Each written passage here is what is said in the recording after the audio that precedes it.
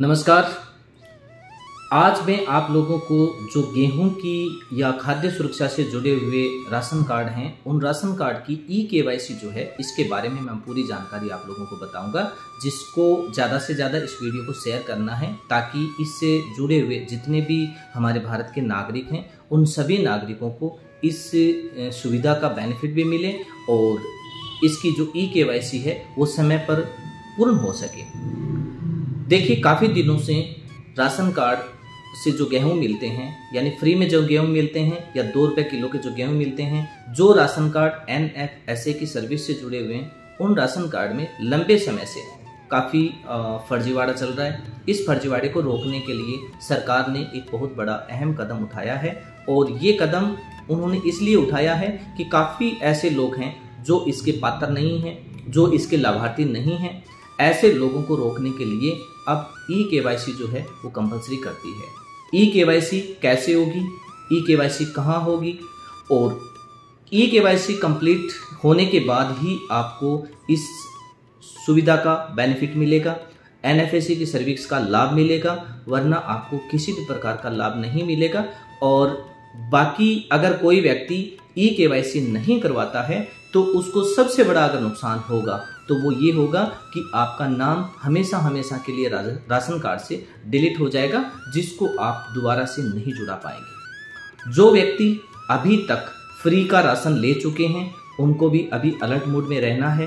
अब आपके लिए किसी भी प्रकार के आदेश जो हैं वो आ सकते हैं। अगर आपने गलत तरीके से राशन लिया है, अगर आपने गलत तरीके से NFSA की सर्विस का दुरुपयोग किया है, तो अब आपको इसका खामियाजा जो है वो भुगतना पड़ सकता है। क्योंकि इससे पहले हमारे भारत के जितने भी सरकारी कर्मचारी हैं जिन्होंने गलत तरीके से जो राशन लिया था, उनको पेनल्टी के साथ उसका पैसा वसूल वापस करना पड़ा था, उनको जमा करना पड़ा था। वैसे ही जो परिवार इसके लाभार्थी नहीं हैं, ऐसे परिवारों के लिए अब बड़ा चिंता का विषय है, उनको बड़ी परेशानी का सामना जो है वो करना पड़ सकता है।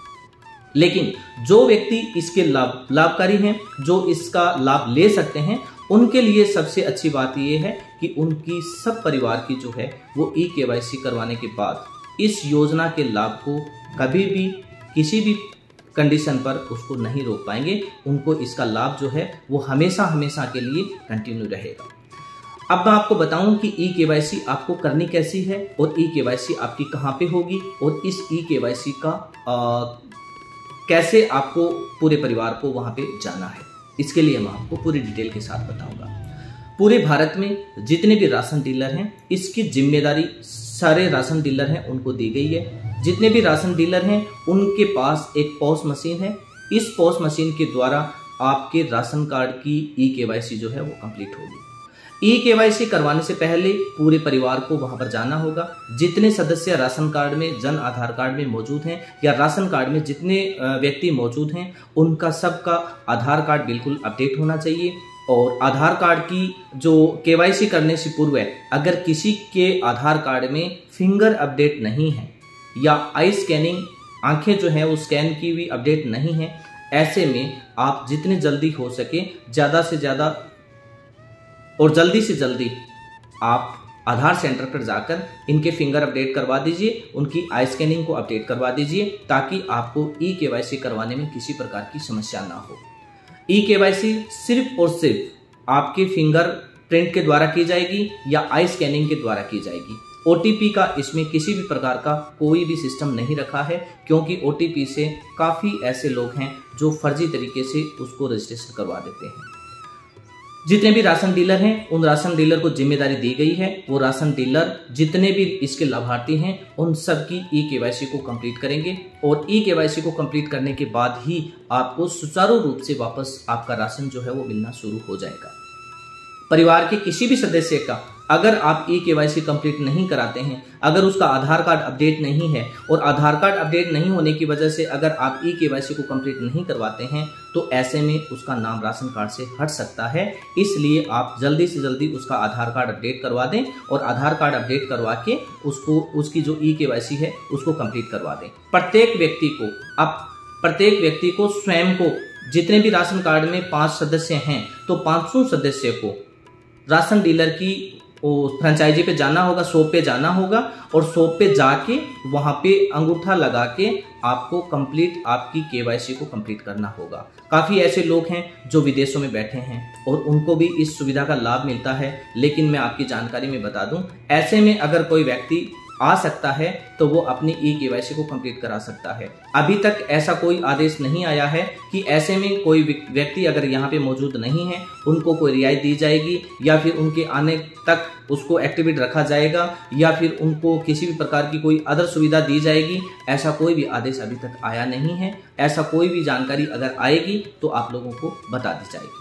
लेकिन जितने भी परिवार, भारत के जितने भी नागरिक हैं और जितने भी परिवार हैं, वो अपने राशन कार्ड की ई केवाईसी को कंप्लीट करना सुनिश्चित समझेंगे। किसी भी प्रकार की कोई लापरवाही नहीं करेंगे। समय पर अपनी ई केवाईसी को कंप्लीट कर लेना ताकि आपका राशन और राशन के अलावा एनएफएसए से मिलने वाली अनेक प्रकार की जो सुविधाएं हैं वो बंद नहीं होंगी। अगर आप इन सुविधाओं को इसको ई केवाईसी को कंप्लीट नहीं करेंगे तो एक गेहूं मिलना बंद नहीं होगा।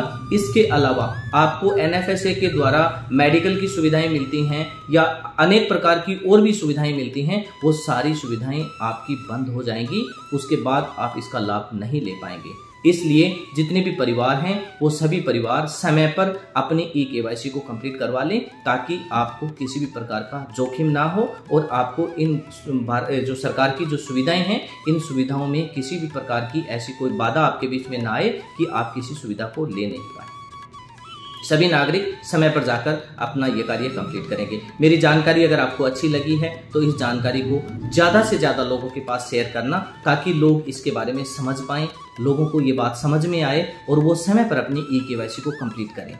आपसे रिक्वेस्ट है, मेरी निजी रिक्वेस्ट है कि प्लीज़ वीडियो को ज़्यादा से ज़्यादा शेयर करना ताकि सभी लोग इसका बेनिफिट उठा पाएं और अपनी सर्विस को बंद होने से रोक पाएं और समय पर अपनी सारी एक्टिविटी को कंप्लीट करें और इसका रेगुलर लाभ जो है वो लेते रहें। धन्यवाद।